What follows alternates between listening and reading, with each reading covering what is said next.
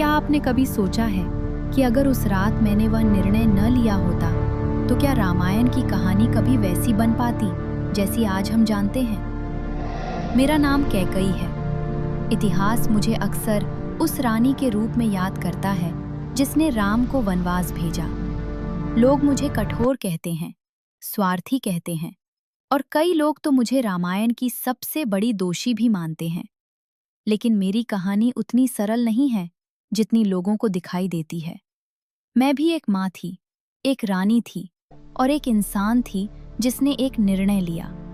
ऐसा निर्णय जिसने इतिहास की दिशा ही बदल दी। मैं केवल अयोध्या की रानी नहीं थी, मैं एक योद्धा भी थी। एक समय ऐसा था जब राजा दशरथ युद्ध भूमि में लड़ रहे थे और शत्रुओं ने उन्हें घेर लिया था। उस कठिन क्षण में मैंने स्वयं रथ संभाला, उन्हें युद्ध से बाहर निकाला और उनका जीवन बचाया।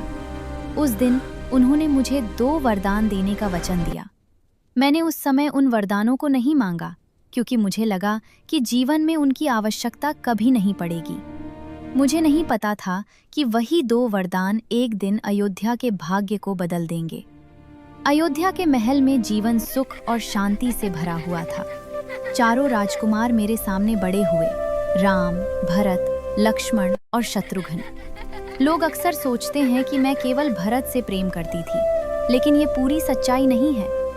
राम इतने विनम्र, इतने शांत और इतने आदर्श थे कि उन्हें देखकर कोई भी उनसे प्रेम किए बिना नहीं रह सकता था। कई बार मुझे लगता था कि राम इस धरती पर जन्मे ही इसलिए हैं कि वे लोगों को धर्म और मर्यादा का अर्थ समझा सकें।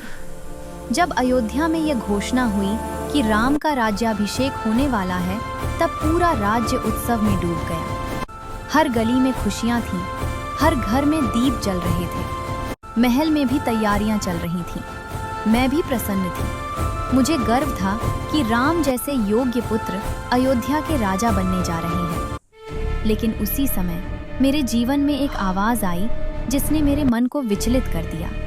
मंथरा की आवाज। मंथरा वर्षों से मेरे साथ थी, लेकिन उस दिन उसके शब्दों में एक अलग ही तीखापन था। उसने मुझसे कहा कि अगर राम राजा बन गए तो भरत का भविष्य अंधकार में चला जाएगा। पहले तो मैंने उसकी बातों को अनसुना कर दिया। मुझे राम पर विश्वास था, लेकिन धीरे धीरे उसके शब्द मेरे मन में संदेह का बीज बोने लगे। एक माँ का दिल बहुत संवेदनशील होता है। जब मंथरा ने मुझे बार बार ये समझाया कि भरत अपने अधिकार से वंचित हो सकते हैं, तो मेरे मन में भय उत्पन्न हो गया। उसी रात मुझे राजा दशरथ का वह वचन याद आया, 2 वरदान। उस रात मैंने एक ऐसा निर्णय लिया जिसने सब कुछ बदल दिया। मैं कोप भवन में चली गई और राजा दशरथ से अपने वरदान मांगे। मैंने कहा कि भरत को अयोध्या का राजा बनाया जाए और राम को 14 वर्षों के लिए वनवास भेज दिया जाए। जब मैंने ये कहा तो मैंने पहली बार राजा दशरथ के चेहरे पर इतनी गहरी पीड़ा देखी। उनकी आंखों में आंसू थे, लेकिन उनका वचन उन्हें रोक नहीं सका। फिर राम मेरे सामने आए। उस क्षण मैं उनके चेहरे पर क्रोध या विरोध देखने के लिए तैयार थी, लेकिन राम की आंखों में केवल शांति थी। उन्होंने शांत स्वर में कहा, माता, यदि यही आपकी इच्छा है तो मैं वन जाने के लिए तैयार हूँ।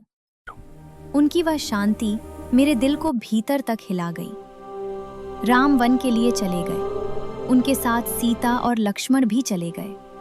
अयोध्या का महल अचानक सूना हो गया। जहां कभी हंसी गूंजती थी, वहां अब सन्नाटा था। उस निर्णय का सबसे बड़ा भार राजा दशरथ ने सहा।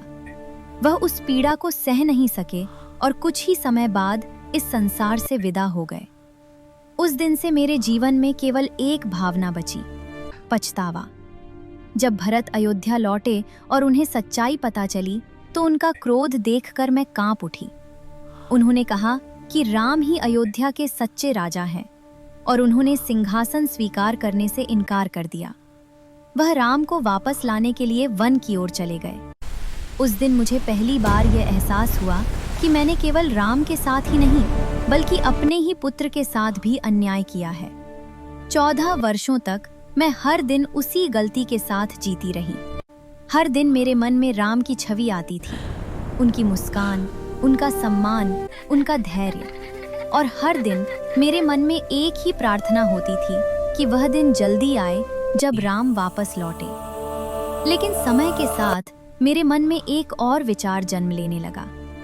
क्या ये सब केवल मेरी गलती थी या ये किसी बड़ी योजना का हिस्सा था?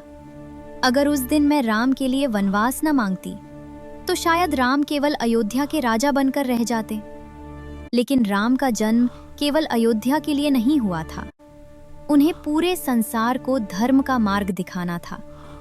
उस दिन मुझे समझ आया कि राम हर उस हृदय के राजा हैं। शायद मैं दोषी नहीं थी, शायद मैं केवल एक माध्यम थी राम की लीला के लिए।